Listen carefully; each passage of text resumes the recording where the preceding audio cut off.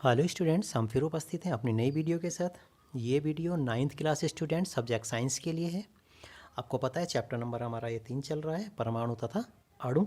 और हम उसी क्रम में आपके लिए नया क्वेश्चन लेकर के आए हैं। और क्वेश्चन है हमारे पास, परमाणु किस प्रकार अस्तित्व में रहते हैं। परमाणु किस प्रकार अस्तित्व में रहते हैं। जवाब है, अधिकांश तत्वों के परमाणु स्वतंत्र अवस्था में अस्तित्व में नहीं रह पाते। यानी जो परमाणु होता है ना किसी भी तत्व के, वो स्वतंत्र अवस्था में नहीं रह पाते। ये सामान्यतः दो रूपों में अस्तित्व में रहते हैं, एक अणु के रूप में और दूसरा आयनों के रूप में।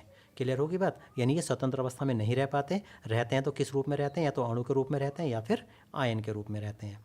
उसके बाद नए क्वेश्चन पर चलेंगे। विभिन्न प्रकार के तत्वों और उनके प्रतीक चिन्ह लिखने हैं।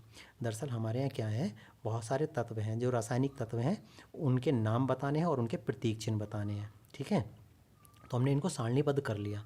हमने पहले तत्व का नाम, फिर उनका प्रतीक चिन्ह, फिर तत्व का नाम और फिर उनका प्रतीक चिन्ह। तो हम क्या करेंगे, आपको कुछ तत्व उनके नाम और उनके प्रतीक चिन्ह आपको समझाएंगे।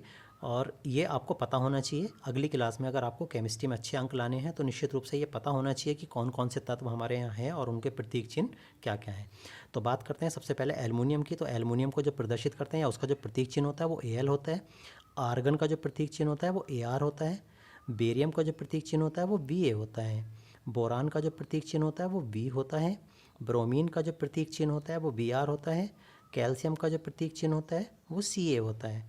कार्बन का जो प्रतीक चिन्ह होता है वो C होता है। क्लोरीन का जो प्रतीक चिन्ह होता है वो Cl होता है। ठीक हो रहा। उसके बाद कोबाल्ट का जो प्रतीक चिन्ह होता है वो Co होता है। ठीक, कॉपर का जो प्रतीक चिन्ह होता है वो Cu होता है। और फ्लोरीन का जो प्रतीक चिन्ह होता है वो F होता है। उसके बाद स्वर्ण मतलब सोना, सोने का जो प्रतीक चिन्ह होता है वो Au होता है। और हाइड्रोजन का जो प्रतीक चिन्ह होता है वो H होता है। और आयोडीन का जो प्रतीक चिन्ह होता है वो I होता है। और आयरन का जो प्रतीक चिन्ह होता है वो Fe होता है।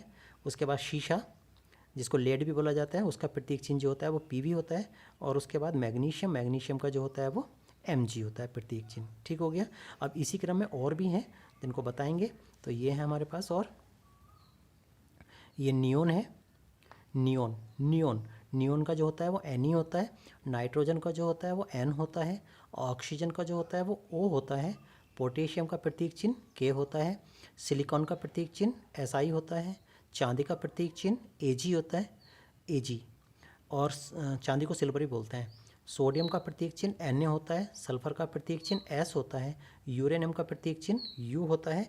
और जिंक का प्रतीक चिन्ह Zn होता है। जिंक का जो प्रतीक चिन्ह है वो Zn होता है। क्लियर होगी बात। तो ये कुछ तत्व हैं जो आप अपनी नोटबुक पर नोट करके और उनके आगे उनका प्रतीक चिन्ह जरूर लिख लें और इनको याद जरूर कर लें। ठीक हो गया। तो ये कुछ तत्व थे और उनके प्रतीक चिन्ह थे। ठीक, और इसी के साथ हम इस वीडियो में तो केवल इतना ही रखते हैं। बाकी और नया टॉपिक, नया कुछ आपके लिए लेकर के आएंगे नेक्स्ट वीडियो में। धन्यवाद।